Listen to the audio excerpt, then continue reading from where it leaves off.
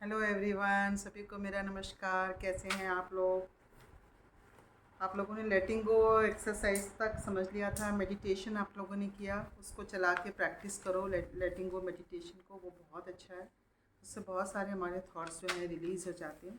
अब हमारा नेक्स्ट आया है इसमें बहुत इंपॉर्टेंट, फिज़िकल लेटिंग गो। लेटिंग गो हमने मेंटल करा था, अभी फिज़िकल लेटिंग गो। फिज़िकल लेटिंग गो से क्या मतलब है? फिज़िकल लेटिंग गो से मतलब है हमारे जो बहुत सारे इमोशंस होते हैं जो हम रिलीज़ नहीं कर पाते हैं over a period of time, वो हमारी बॉडी में स्टोर हो जाते हैं। वो अलग अलग रूप में आते हैं। बहुत लंबे समय तक जब वो इमोशन हमारी बॉडी में स्टोर हो जाते हैं तो वो डिजीज़ेस के रूप में कन्वर्ट हो जाते हैं, कभी फैट के रूप में कन्वर्ट हो जाते हैं। तो उन इमोशंस को रिलीज़ करना बहुत इंपॉर्टेंट है। और उन इमोशंस को फिज़िकल बॉडी में जो कुछ होते हैं, जैसे लाइक हम बहुत सारी चीज़ें कहना चाहते हैं, हम कह नहीं पाते हैं। हम अपने एंगर को और अपनी अपने ओपिनियंस को कई बार नहीं एक्सप्रेस कर पाते हैं और उसको अंदर दबा के रखते हैं। तो उसको रिलीज़ करने के लिए बहुत अच्छी टेक्निक होती है कि आप कार में जा रहे हो तो आप शीशा खोलो और चिल्लाओ, उसमें खुली हवा में सांस लो और चिल्लाओ और अपने आप को रिलीज़ करो। That's a very easy way to release your and तुम्हारे थ्रोट चक्रा को बहुत हल्का महसूस कराता है। एंड आपको कभी भी कोई फिजिकल एक्टिविटी में इन्वॉल्व होना चाहिए। आपको दौड़ना चाहिए, आपको टेनिस वाला हो जिसमें कि आपको फिजिकल एक्टिविटी है, कोई बैठ के नहीं, कोई ऐसा दौड़ने भागने वाला, बैडमिंटन खेल रहे हैं, टेनिस खेल रहे हैं, ऐसे एक्टिविटी आपको करनी चाहिए। और जिनसे आप मतलब बिना किसी को नुकसान पहुंचाए आप अपने इमोशंस रिलीज़ कर सकते हो। कई बारी आप लाइक पिलो को ऐसे रख के और आपको बहुत इमोशंस आपके हों तो आप उसको भी ऐसे ऐसे हिट करके आप अपने इमोशंस को रिलीज़ कर सकते हो। लाइक राइटर सेज कि मतलब जब उनको बहुत किसी चीज़ पे वो आ रहा था, इमोशन वैसे हो रहा था, समझ नहीं आ रहा था क्यों हो रहा है, क्यों ऐसा फील हो रहा है। तो खुद से पूछा कि क्या फ़ील हो रहा है, तो वो हुआ कि बर्निंग डिज़ायर हो रही है, बर्निंग डिज़ायर हो रही है। क्यों हो रही है वो पता नहीं चल रहा था। तो देन शी स्टार्टेड ऐसे ऐसे हिट करना पिल्लो को। तो 12 हिट्स के बाद में उनको अंदर से लगा कि उनको गुस्सा है, और उसको गुस्सा किस चीज़ के लिए है वो उनको पता चला और वो उनको रिलीज़ हुआ उसके बाद। And then she felt lighter. तो these are the techniques she said कि, और ये बुक में नहीं है लेकिन हम कराते हैं हीलिंग में, होपनोपोनो में भी कराते हैं साथ में इसके साथ। EFT, emotional freedom technique, this is also a very good technique, जिसमें कि आप अपनी बॉडी के डिफरेंट डिफरेंट पार्ट्स पे ऐसे ऐसे टैपिंग करते हैं।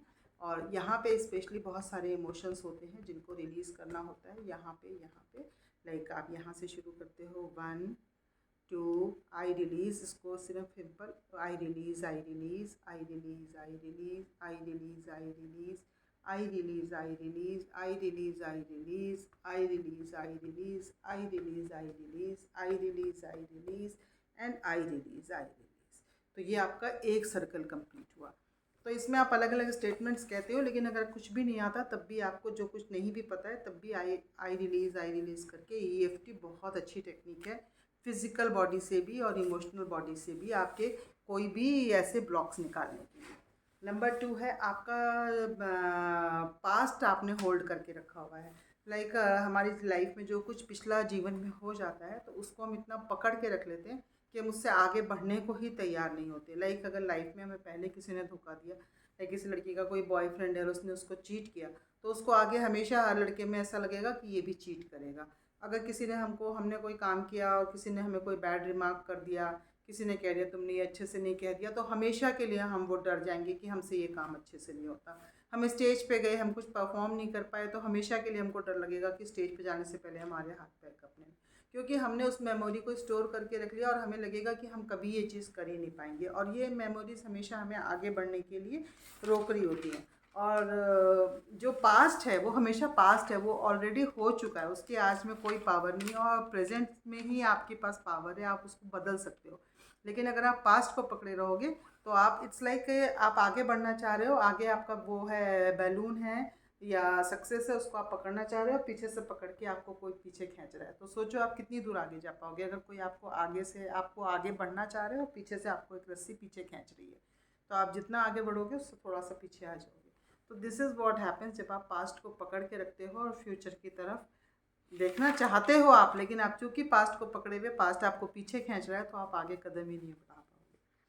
तो इसलिए पास्ट को रिलीज़ करना बहुत ज़रूरी है। पास्ट की चीज़ों को, जो भी मेमोरीज़ आपको तंग कर रही हैं, उन मेमोरीज़ को रिलीज़ करना बहुत ज़रूरी है। जैसे लाइक आपने क्लास 3 में आप क्या ड्रेस पहनते थे, राइटर से इसकी आपने जो भी ड्रेस पहनते थे वो दैट इज जस्ट अगर वो उस टाइम पे आपको आप जज आज आप देखोगे तो आपको लगेगा कि आपने क्या ड्रेस पहनते थे आप, लेकिन वो एक सिर्फ एक प्लेजेंट मेमोरी है, उसका आज कोई रोल नहीं है, उससे आपको क्योंकि कोई इमोशनल अटैचमेंट नहीं है, तो इसलिए आपको उसको कोई फ़र्क नहीं पड़ता। आपके लिए वो एक अच्छी सी बस याद है कि वो हम ऐसे पहनते थे।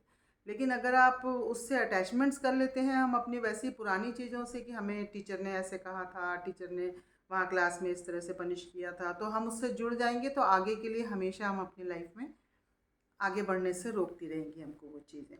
तो उन्होंने ये कहा है कि आप उसके लिए लिस्ट बनाओ, अपनी लाइफ में लिस्ट बनाओ आपको कि आप क्या क्या चीज़ें हैं जो आपको आगे बढ़ने से रोक रही हैं। लाइक आप कोई काम कर रहे हो और आपको सडनली से आता है नहीं यार, लाइक अगर कार चलानी है, पर कार चलानी है, मुझे तो कार चलाने से डर लगता है, उस दिन मैंने कार चलाई थी ना तो मेरी गाड़ी यहाँ से टक्कर मार दी थी, तो मेरे को अब कार को हाथ नहीं लगाना। तो आप उसकी लिस्ट बनाओ किस तरह से आपको कितनी, क्योंकि एक बार आपकी गाड़ी में टक्कर हो गई तो आपको हमेशा आगे गाड़ी चलाने के लिए डर लग रहा है, तो वो आपको कभी गाड़ी चलाना सीखने ही नहीं देगा, कार चलाना। तो आप पहले लिस्ट बनाओ कि आपको क्या क्या चीज़ें हैं जो आपको रोक रही हैं, और फिर आप उनसे पूछो कि क्या आप वो डर है, वो आपको जो डर है या जो भी इमोशन है आपको, वो चीज़ आप छोड़ना भी चाहते हो या नहीं छोड़ना चाहते हो, या आपके लिए वो कंफर्टेबल है। मतलब मैं कार चलाने के लिए मैंने उस चीज़ को एक्सक्यूज़ बना लिया कि मेरी गाड़ी उस दिन चल गई थी ना, तो इसलिए मुझे डर लगता है, मैं अब आगे गाड़ी नहीं चलाऊँगी, मैं नहीं गाड़ी चला सकती। तो मैंने उस चीज़ को एक्सक्यूज़ बना लिया, बजाय इसके कि मैं अब इसको और ट्राई करूँगी और मैं क्यों लगी, मैं अब और ध्यान से चलाऊँगी, ये नहीं सोचूंगी, बजाय इसके मैं ये सोचूंगी कि नहीं नहीं मेरी गाड़ी फिर लग जाएगी, फिर डांट पड़ेगी। तो मैंने उसको एक्सक्यूज़ बना लिया। तो क्या मैं उस डर को छोड़ने के लिए तैयार हूँ भी या नहीं हूँ? तैयार हूँ तो फिर कब छोड़ना है, मुझे अभी छोड़ना है या और 2-4 साल वेट करके छोड़ना है? तब हमें ये प्रैक्टिस, जब हम ये पूछेंगे तब हमें मन में अपनी क्लियरिटी आ जाएगी कि एक्चुअली में हमें करना क्या है और हमारा उस चीज़ को छोड़ने के लिए रेजिस्टेंस का लेवल क्या है। तो हमें अपना रेजिस्टेंस लेवल जो है उसमें पता चल जाएगा। तो यहाँ तक की एक एक्सरसाइज होगी। अब इसके बाद की जो एक्सरसाइज है ना वो है फॉरगिवनेस, एंड वो बहुत इंपॉर्टेंट एक्सरसाइज है। फॉरगिवनेस इसमें ये है कि खुद को क्षमा करना और दूसरों को क्षमा करना।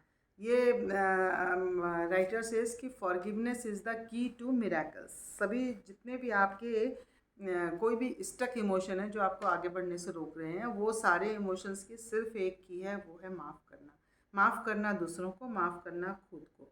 और क्योंकि जितनी भी चीज़ें हैं ना हमारी लाइफ में, उस सबका एक सीक्रेट है लव। बेसिक लव एक ऐसा इमोशन है जिससे सारी सृष्टि का निर्माण हुआ है, और उस लव को, जो ट्रू लव समझने का जो मेन रास्ता है, वो रास्ता जाता है फॉरगिवनेस से। जब तक आप किसी को माफ़ ही नहीं करोगे तो उसको प्यार कैसे करोगे? आप उसकी चीज़ों को, बहुत सारी चीज़ें पकड़ के बैठे रहोगे तो आप उसको, कंडीशनल रहेगा हमेशा आपका प्यार, अनकंडीशनल नहीं रहेगा। तो इसलिए आपको उसको माफ़ करना ही पड़ेगा। फिर अब इसके आगे जो एक्सरसाइजेज हैं वो बहुत पावरफुल हैं, उसके लिए हम उसको नेक्स्ट चैप्टर में करेंगे। तब तक आप इतनी चीज़ें क्लियर। Thank you.